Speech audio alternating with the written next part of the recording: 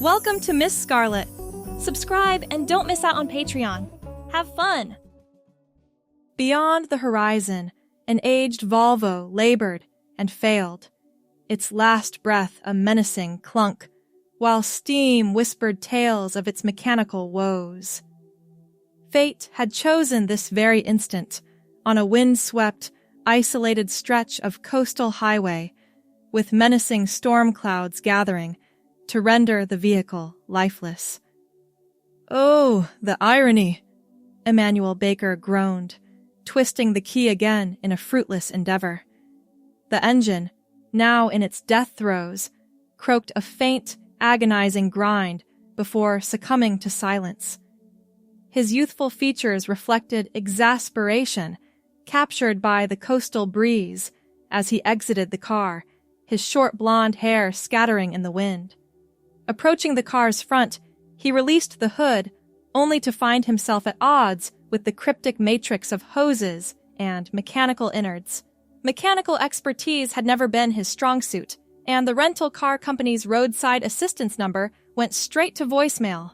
The first drops of rain began to fall as Emmanuel peered down the road, spotting a weathered sign that read, "Seaside Haven, 2 miles." At least he wouldn't have to walk far to find help. Grabbing his wallet and phone from the glove compartment, he locked the car and started walking. The drizzle quickly became a downpour. By the time Emmanuel reached the outskirts of the small beach town, his white button-down shirt and khaki pants were soaked through, clinging uncomfortably to his slim frame. His leather loafers squelched with each step. Seaside Haven appeared to be one of those picturesque coastal towns that swelled with tourists during summer months, but maintained a small year-round population. The main street featured quaint storefronts with colorful awnings, though many appeared closed for the season.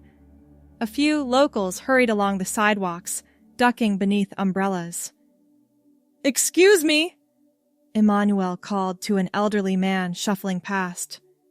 "Is there a mechanic in town?" The man pointed toward the far end of the street. "Frank's Auto. Might be closing soon, though, with the weather." "Thanks. What about a hotel? My luggage is in my broken-down car." "Seaside Inn. 3 blocks that way." The man gestured before hurrying on. Emmanuel jogged toward Frank's Auto, arriving just as a heavy-set man in overalls was pulling down the garage door. "Wait! Please! I need help! My car broke down about 2 miles back." The mechanic, presumably Frank, paused, looking Emmanuel up and down with an appraising eye. "Can't do much tonight, son. Storm's coming in hard. Could send the tow truck in the morning." "How long will repairs take?" Frank shrugged. "Won't know till I see it. Parts might be an issue if it's anything serious. This isn't exactly a big city with supplies on demand." Emmanuel's heart sank. "I understand. First thing tomorrow, then?" "Weather permitting. Leave your number and the location." After providing the details, Emmanuel trudged toward the Seaside Inn, the rain now falling in sheets. The small hotel had vacancy, but the sympathetic desk clerk confirmed his growing fear. His luggage was unlikely to stay dry in the broken-down Volvo overnight. "Is there a clothing store nearby where I could get something dry to wear?" The desk clerk smiled apologetically. "Only Tidal Treasures is still open this time of year. It's about a block down, but..." She hesitated. "But what?" "Well, it caters primarily to women. Our summer clothing shop for men closed after Labor Day." Emmanuel groaned. "Nothing else?" "The convenience store might have some t-shirts, but they're probably just tourist souvenirs." The room key felt heavy in his hand as Emmanuel contemplated his options. His clothes were soaked through, and spending the night in wet clothing seemed like a recipe for getting sick. The convenience store was worth a try, but if that failed, the convenience store did indeed have t-shirts. Garish ones emblazoned with Seaside Haven in neon letters against backgrounds of sunsets and seashells. None larger than a medium, all clearly designed for female tourists. With mounting desperation, Emmanuel found himself standing outside Tidal Treasures, peering through the rain-streaked window at displays of flowing summer dresses, beachwear, and accessories. A bell jingled as he pushed open the door, heat and the scent of vanilla enveloping him. A woman in her 50s looked up from behind the counter, her face brightening. "Hello there! Caught in the storm, I see!" "My car broke down," Emmanuel explained, water dripping onto the polished hardwood floor. "And my luggage. I just need something dry to wear until my clothes can be cleaned and dried." The woman, whose name tag read Eleanor, seemed to immediately grasp his predicament. "We don't typically carry men's clothing, I'm afraid." "I know, but I'm desperate. Maybe just a large t-shirt? Or a robe? Anything dry, really." Eleanor tapped her chin thoughtfully. "We have some oversized beach cover-ups that might work. Let me see." She disappeared into the back room, returning moments later with a light blue garment folded over her arm. "This is the plainest thing I have. A simple sundress, but it's soft cotton, and would certainly be dry." Emmanuel stared at the light blue sundress with something approaching horror. "I can't wear a dress." "It's just until your clothes dry, dear. No one would have to know. You're a visitor passing through, after all." She held up the garment. "It's that, or stay in those wet clothes and catch your death." The logical part of Emmanuel's brain knew she was right. His wet clothes were becoming genuinely uncomfortable, and the hotel's laundry service wouldn't have his things ready until morning at the earliest. "I'd also need—" He couldn't believe he was saying this. "Something for my feet." Eleanor nodded, as if this were the most normal request in the world. "I have some simple white sandals that might fit. Size? 10 men's. Let's try an 11 in women's then." Before he fully understood what was happening, Emmanuel found himself in the store's changing room, peeling off his soaked clothing and slipping into the sundress. The fabric felt impossibly soft against his skin. The dress itself was simple, light blue with thin straps and a flowing skirt that hit just above his knees. Looking in the mirror, he was surprised. His slim build and relatively narrow shoulders didn't look as ridiculous in the garment as he'd feared. Still, his short hair and decidedly masculine face created a jarring contrast. When he emerged from the changing room, Eleanor clapped her hands together. "Not bad at all. Though if you're worried about drawing attention—" "I am," Emmanuel confirmed, feeling utterly exposed. "I could help you blend in a bit more. I used to be a stylist before opening this shop. Nothing dramatic, just enough so you're not uncomfortable walking around town." Emmanuel glanced at his wet clothes, now hanging forlornly from a hook. "How much would that cost?" "Consider it customer service." Eleanor smiled. "It's not like I'm busy in this weather anyway." Perhaps it was the extraordinary circumstances, or simply the kindness in Eleanor's eyes, but Emmanuel found himself nodding. "Nothing permanent, right?" "Of course not, dear. Just a bit of makeup and maybe something for your hair. You'll be back to normal once your car is fixed." The next 30 minutes passed in a blur. Eleanor worked with practiced efficiency, applying light foundation to even out his complexion, a touch of blush to his cheeks, mascara to his lashes, and a subtle pink gloss to his lips. For his hair, she produced a shoulder-length blonde wig that matched his natural color remarkably well, styling it with a few deft twists of her fingers. "There," she said finally, turning him toward the mirror. "Meet Daisy." The transformation was startling.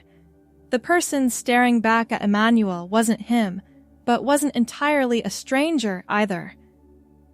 "Daisy?" he questioned softly. "The dress reminded me of Daisy's, fresh and sunny, but you can choose any name you like for your temporary identity." The white sandals completed the look, fitting surprisingly well. When Eleanor rang up the purchases, Emmanuel paid without complaint, even accepting the small makeup kit she included, just in case you need touch-ups. "The storm's letting up," Eleanor observed as she handed him a shopping bag containing his wet clothes. "You should be able to make it back to the hotel without ruining your new look."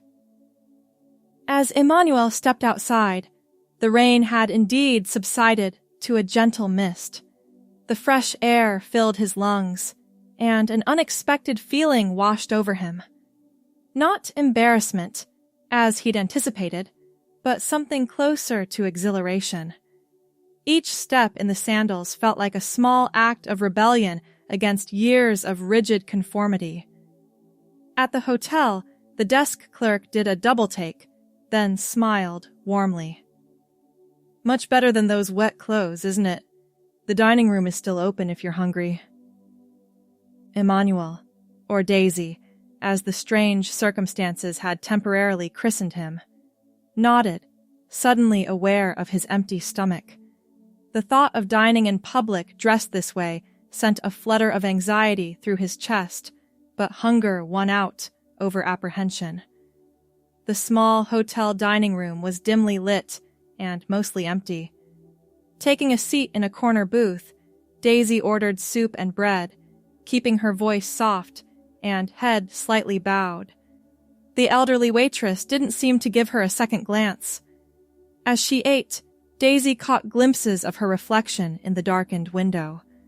The person looking back seemed calmer, somehow more authentic than the stressed-out marketing executive who had been driving to a conference before the car broke down. Something about the feminine presentation resonated in a way that was both frightening and intriguing. Back in the hotel room, Daisy examined herself more thoroughly in the bathroom mirror. The makeup Eleanor had applied was subtle but effective, softening the angles of her face. The wig framed her features perfectly, and the dress, simple as it was, felt right in a way that his typical button-downs and slacks never had. A memory surfaced from childhood. Sneaking into his mother's closet, trying on her silky scarves, and being harshly scolded when discovered. The shame that followed had buried those inclinations deep, but they had never truly disappeared. "Just until the car is fixed," Daisy whispered to her reflection. "Just a practical solution to an unusual problem." Morning arrived with sunshine streaming through the thin hotel curtains. The storm had passed, leaving behind clear skies and the fresh scent of rain-washed air. Daisy awoke disoriented, taking a moment to remember the previous day's events. Her wet clothes from yesterday hung in the bathroom, still damp in places despite her attempts to dry them with the hotel's hairdryer. The phone rang, the front desk informing her that Frank the mechanic had called. He'd retrieved her car but discovered the issue was more serious than expected. The water pump had failed completely, and the nearest replacement part would take at least 3 days to arrive. 3 more days in Seaside Haven. 3 more days as Daisy. The realization should have been distressing, but instead, Daisy felt a curious sense of relief. She ordered breakfast delivered to her room, then carefully applied the makeup Eleanor had provided, following the mental notes she'd taken during yesterday's transformation. The results weren't as polished as Eleanor's work, but passable. After breakfast, Daisy faced her first real challenge: venturing out in daylight. The blue sundress was her only outfit, and she needed more clothes if she was staying longer. That meant returning to tidal treasures. The morning air felt wonderful against her skin as Daisy walked the short distance to the shop. Each step in the white sandals became more natural, her posture adjusting unconsciously to the feminine presentation. Eleanor greeted her like an old friend. "Daisy, you look lovely this morning. How was your night?" "The car needs parts," Daisy explained. "I'll be here at least 3 more days." "Then you'll need more than one dress." Eleanor nodded decisively. "Let's find you some options." What followed was unlike any shopping experience Emmanuel had ever known. Eleanor treated Daisy not as a man in a dress, but simply as a woman shopping for clothing. She suggested styles that would flatter Daisy's figure, colors that would complement her complexion, and accessories that would complete each look. By early afternoon, Daisy had acquired 2 additional sundresses, one yellow with white polka dots, one in a soft coral, a flowing white skirt with a matching blouse, a comfortable pair of low-heeled sandals, and various necessities Eleanor insisted were essential for any woman's wardrobe. "What about swimwear?"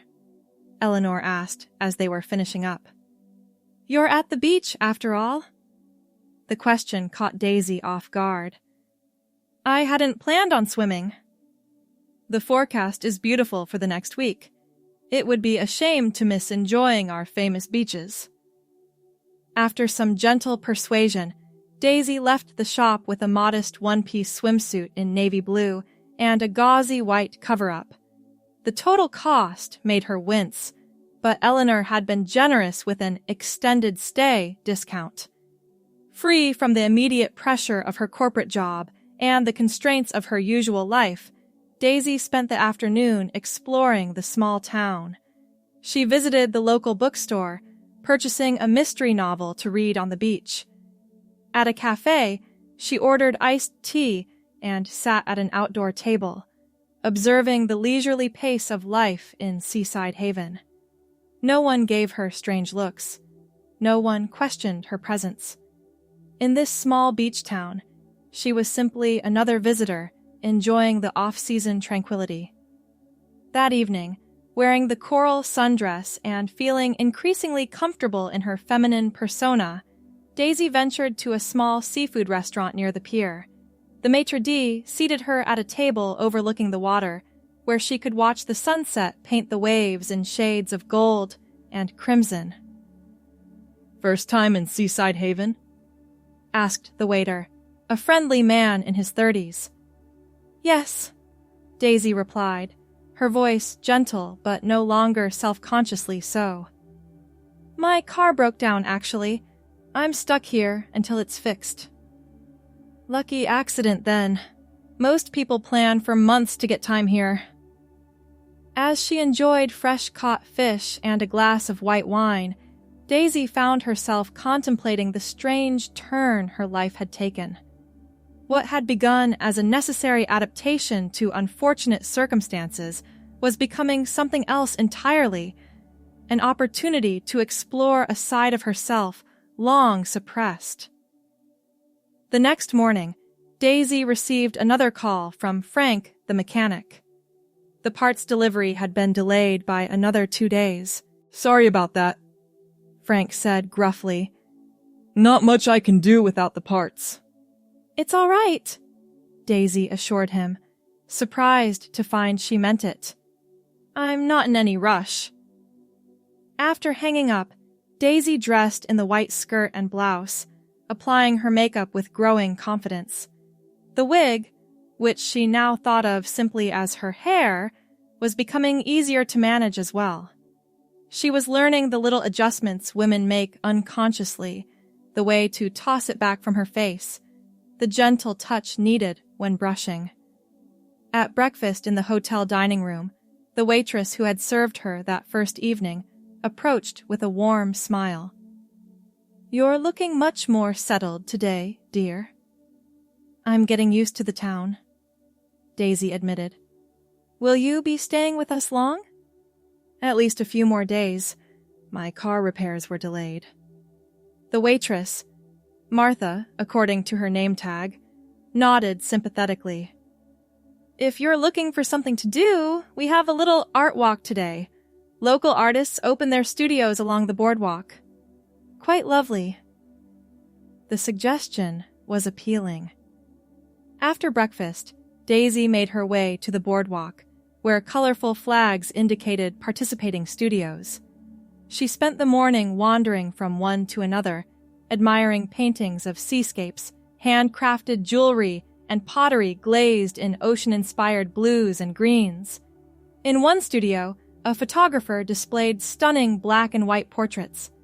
The artist, a woman with silver hair and penetrating eyes, watched as Daisy studied the images.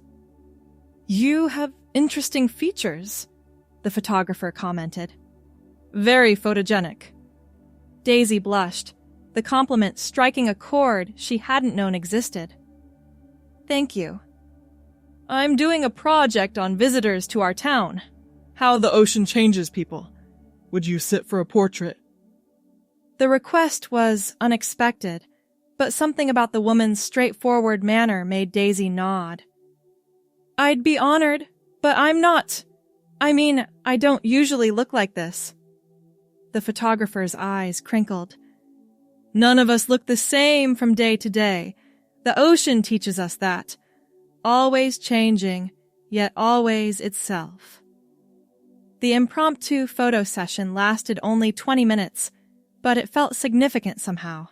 The photographer, Victoria, didn't direct Daisy to pose artificially, instead capturing moments of natural expression as they talked about the town, the ocean, and the strange circumstances that had brought Daisy there.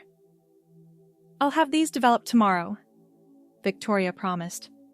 "Come back in the afternoon if you'd like to see them."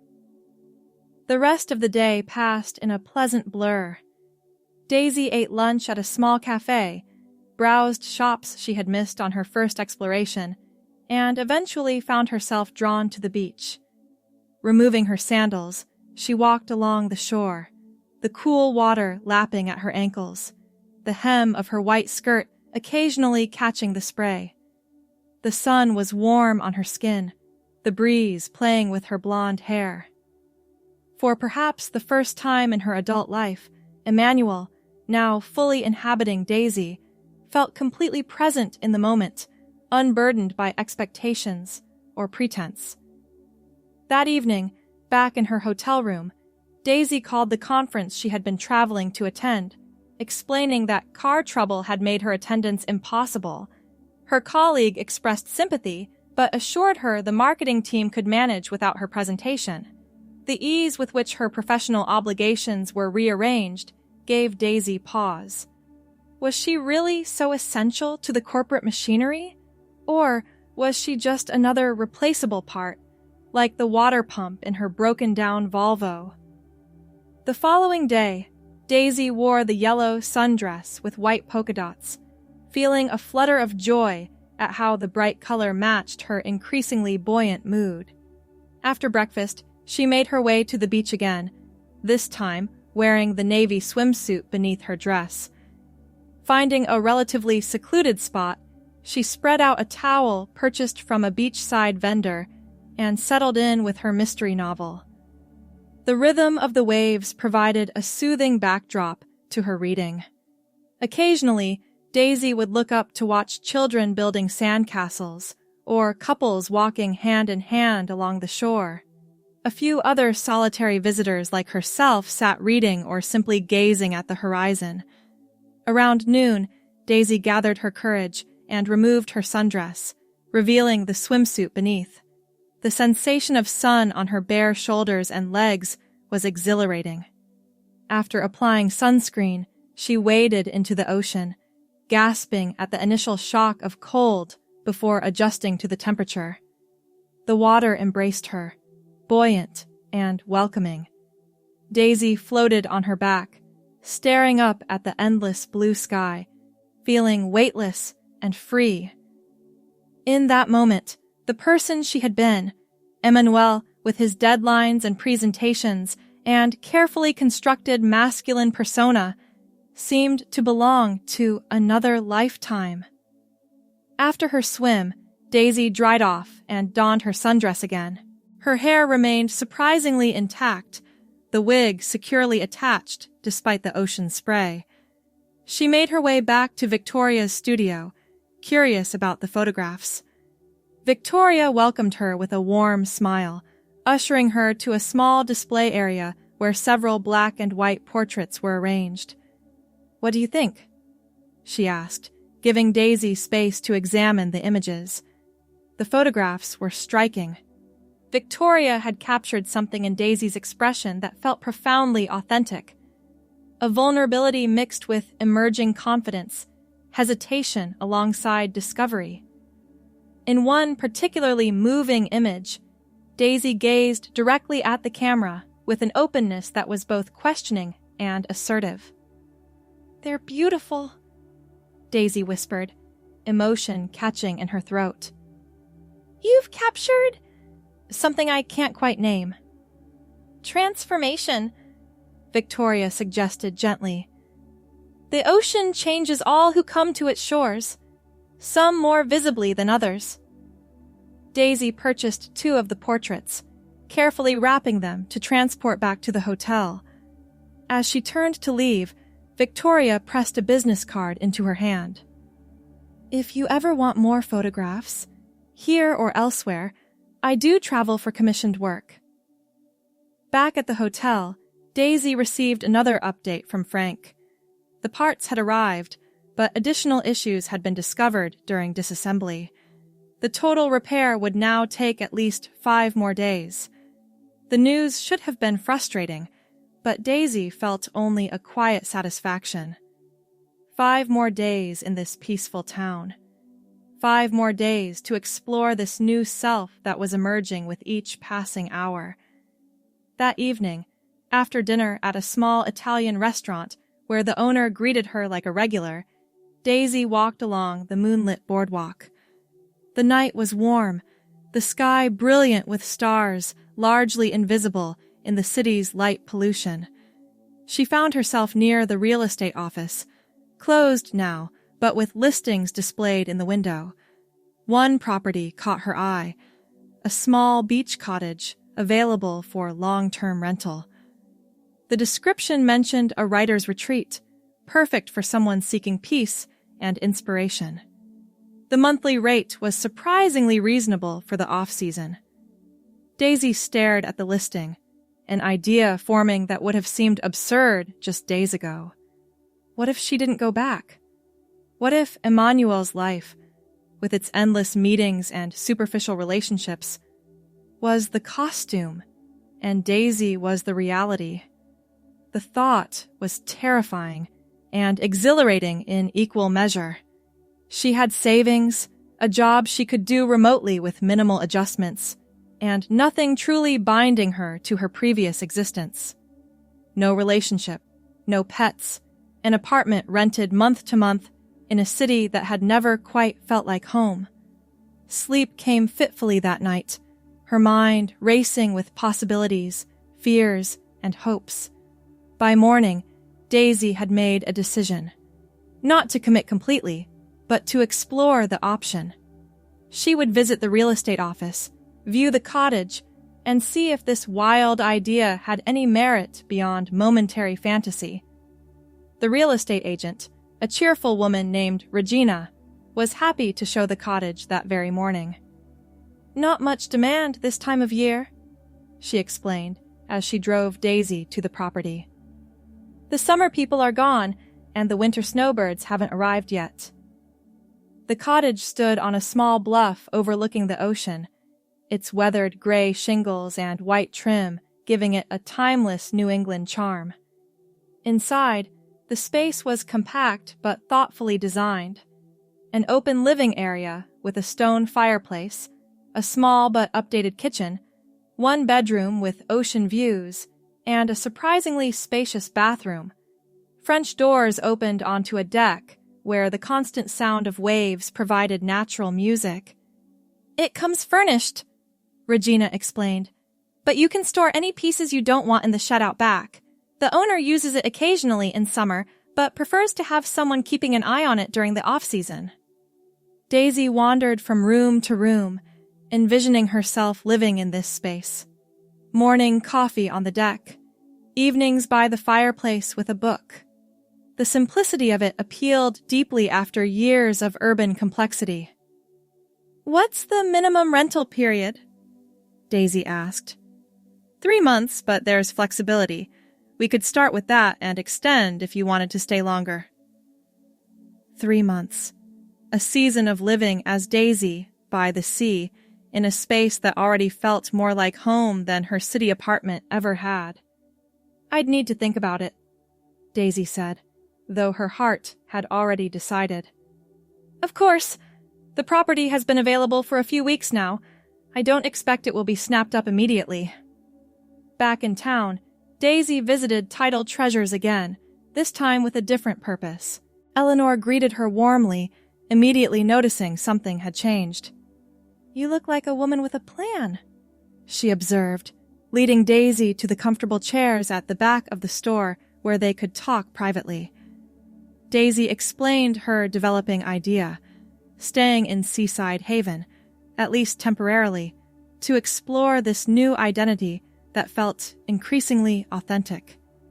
Eleanor listened without judgment, occasionally nodding as if she'd heard similar stories before. "It's crazy, isn't it?" Daisy finally asked. Eleanor's smile was gentle. "Not at all. Many people come to coastal towns seeking transformation. The ocean has a way of washing away pretense, revealing what's always been beneath the surface." "But I've only been Daisy for a few days. How can I know this is real and not just some vacation from reality?"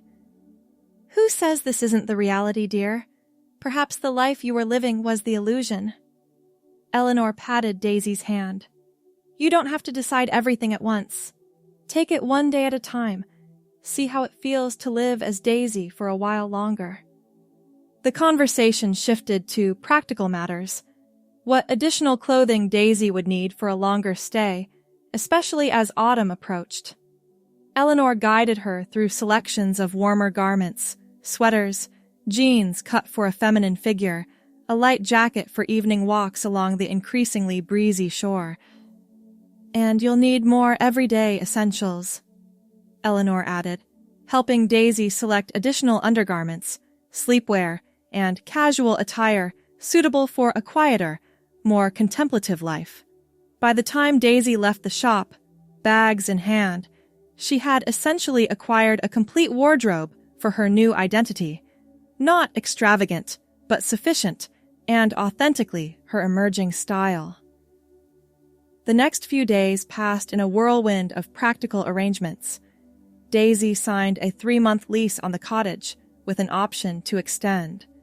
She contacted her employer, crafting a careful explanation about needing personal time and the possibility of working remotely after a month's leave of absence. To her surprise, her boss was accommodating, perhaps further evidence that her corporate role wasn't as essential as she'd believed. Frank called with news that the car was finally repaired. Daisy thanked him and paid the bill, but rather than immediately retrieving the vehicle, she asked if she could leave it parked at his garage for a few more days. "Sure thing, miss. It's not in the way." "Miss." The casual acknowledgement of her feminine presentation no longer felt startling or uncomfortable. It felt right. Moving into the cottage happened with surprising ease. The hotel was understanding about her change of plans. The cottage's furnishings required minimal adjustment to feel like home. Daisy arranged her new clothing in the bedroom's small closet and dresser, placed Victoria's photographs on the mantel, and purchased a few groceries to stock the kitchen. On her first evening in the cottage, Daisy sat on the deck wrapped in a soft throw blanket, watching the sunset paint the ocean in brilliant colors. The transition that had begun with a broken-down car and rain-soaked clothing had led her here, to a peace she hadn't known she was seeking. Over the following weeks, Daisy established a gentle rhythm to her days. Mornings began with coffee on the deck, regardless of weather. She took long walks on the beach, discovering new coves and inlets with each exploration, The local library provided a wealth of reading material, and she found herself drawn to books she'd never considered before: poetry, philosophy, memoirs of personal transformation. She made friends among the year-round residents: Martha from the hotel restaurant, Victoria the photographer, Eleanor, of course, and others who accepted her presence without question. If any of them suspected her background, they never mentioned it, treating her simply as Daisy, the new resident who loved ocean sunsets and wore pretty sundresses.